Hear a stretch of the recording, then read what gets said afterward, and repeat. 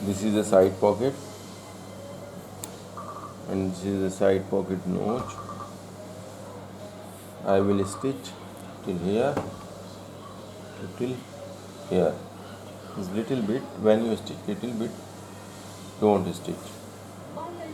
Little bit left the fabric, okay, both sides.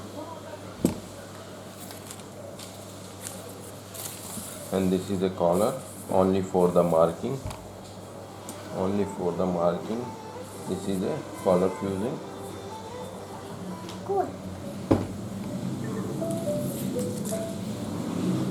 And this is a with margin collar part. So now I am going to fuse. Vertebrates are animals that have an articulated internal skeleton. This skeleton supports the body. Now I am going to fuse.